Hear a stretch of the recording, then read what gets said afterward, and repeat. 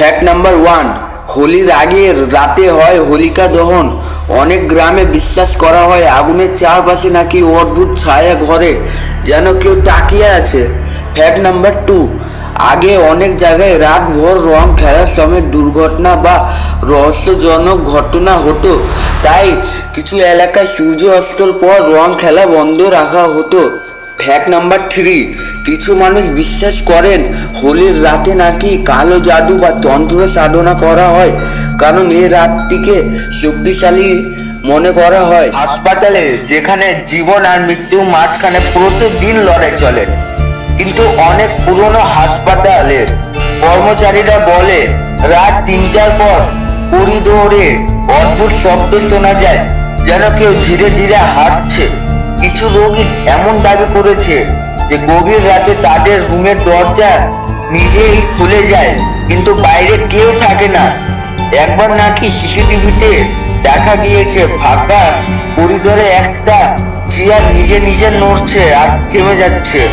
সবকিছু কি শুধু কাকতালীর, নাকি হাসপাতালের দেওয়ালের ভিতরে লুকিয়ে আছে এমন কিছু যা আমরা দেখতে পাই না? বন্ধুরা, ভিডিওটা ভালো লাগে। ফ্যাক্ট নাম্বার 1, 3 মার্চ 2026 রাত্রের আকাশে দেখা যাবে চন্দ্রগ্রহণ, কিন্তু মনে রেখো এটা কখনো অশুভ সংকেত নয়।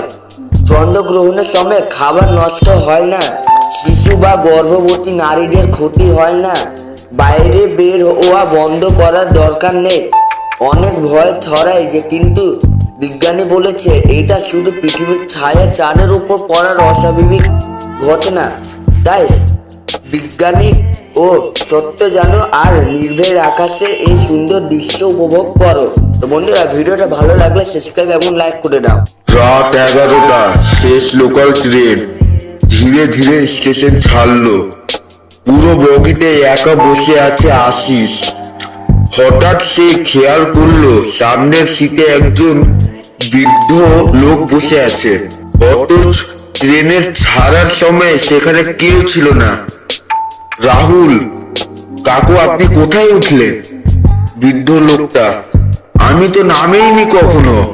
হঠাৎ ট্রেনের লাইন ডগবগ করতে লাগলো। বাইরে তাকিয়ে আশিস দেখলো ট্রেন চলেছে, কিন্তু কোনো স্টেশন নেই, শুধু ঘন কুয়াশা দেখা যাচ্ছে।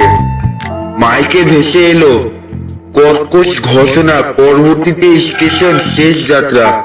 আশিস ঘুরে বৃদ্ধের দিকে তাকাতে দেখে সিট খালি, কিন্তু জানলার কাছে ভেসে উঠেছে একটা লেখা।